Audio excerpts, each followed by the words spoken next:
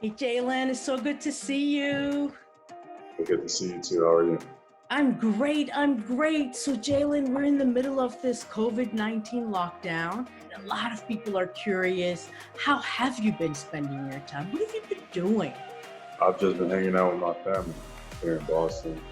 And eat, play cards, just enjoy each other's presence. We got a book club, Would you tell us what book you're reading? The Way of the Superior Man.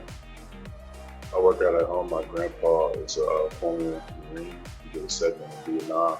So he's very disciplined and militant. He wakes me up at about 7:30 every morning. I get to be on the executive committee of a billion-dollar company. We ourselves have formed a union. We split revenue, basketball-related income, 50-50 between players and owners. So pretty much negotiate on the behalf of players. Through licensing, we just try to represent ourselves in the best way. Also being in these conversations, calls with the NBA, the App Silver, is really pretty cool. First, I want to know, do you wear a mask when you go out? Absolutely. Second thing, how do masks work with beards? They don't work at all. People recognize me still because my beard is hanging down.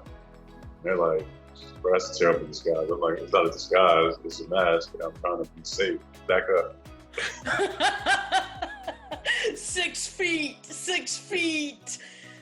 feet, no autographs, no. I want to ask you a question I'm very curious about. What do you think about NCAA athletes getting paid starting 2021?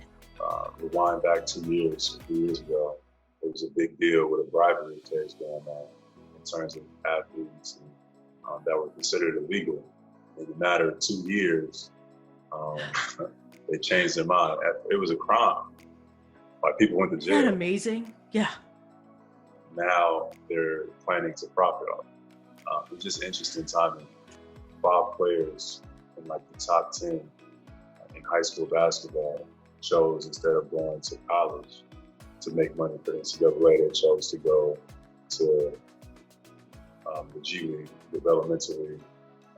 And now, since they see they're losing that revenue, the kids are starting to think differently. Now they want to start making changes. The changes should have been made a long time ago.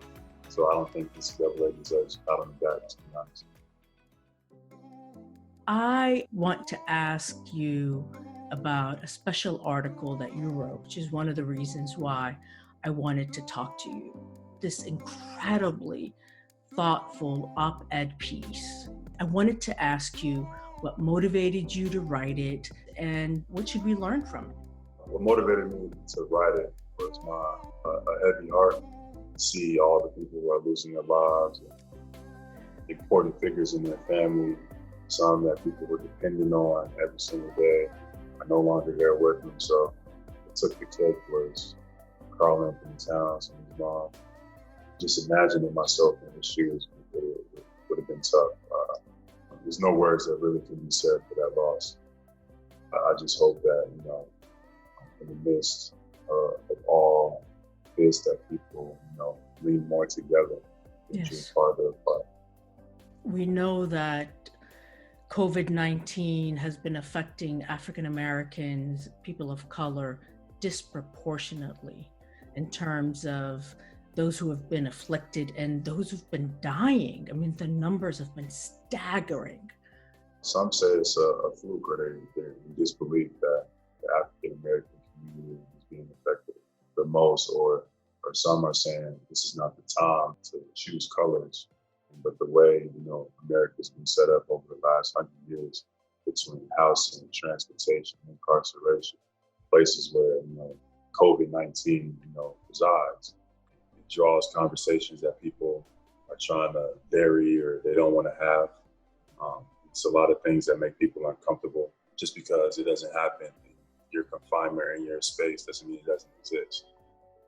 For the African American viewers, people who are going to see this, why is that important? to know that information? Because it could save lives. I think having that information could save lives to people around you, people with underlying issues, which a lot of people of color have in terms of respiratory problems, diabetes, high blood pressure. Getting the right information in early rather than late could be better.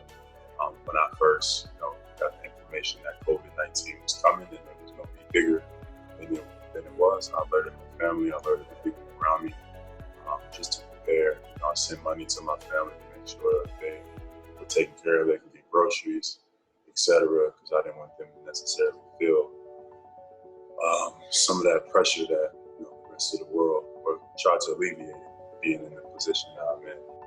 By the grace of God, a lot of my family is doing okay right now during this time. What's your source of information? Like, how do you keep up to date in terms of the news? The problem is there's too much information actually out there. It's misinformation. It creates confusion. People don't know necessarily what to believe.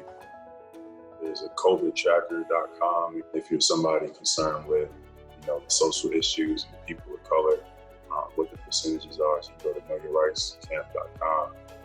I too try to follow the news, and my source is Twitter. I follow all the different groups that you mentioned. As soon as that particular news outlet has information on COVID-19, they'll release it and then I'll get to see it. So I have the latest information. And unless something comes out from a doctor on infections and viral diseases, I usually don't listen. So if a psychiatrist is making any claims about COVID-19, a doctor, psychiatrist, I don't pay attention. So Tsedal, I have a question for you. You're an expert in remote work. What advice do you have for people to stay motivated at home during this time?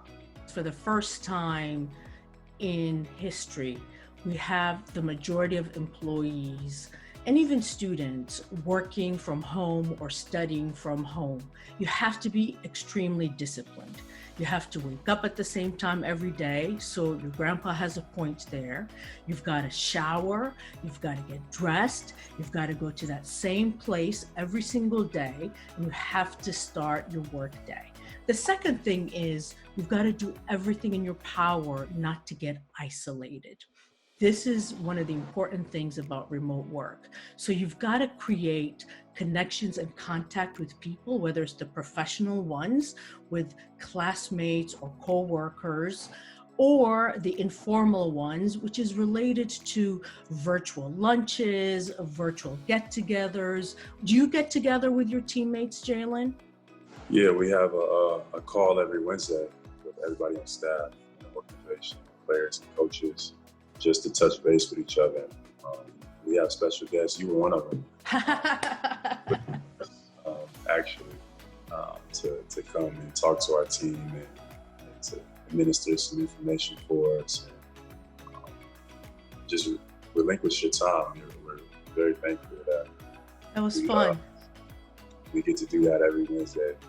And that's a way for you to get together and to maintain connection, even though you're home and you're not together all the time.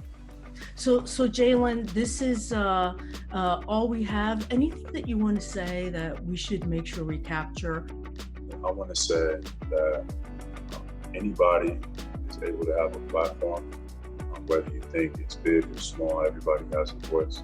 I want you guys to continue to be a voice for the voiceless.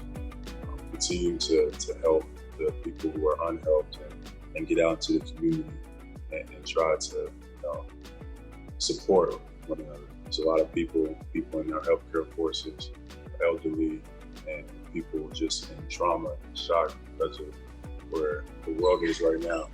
We might be in this state for the long haul. It might be a while before we find vaccines. Social distancing is going to be important for a long, long time. Helping each other, being present, being community oriented is going to be critical. What a great message to end on. I love talking to you, Jaylen. Hope to see you again really soon. You will. Same to you. Take care. Bye.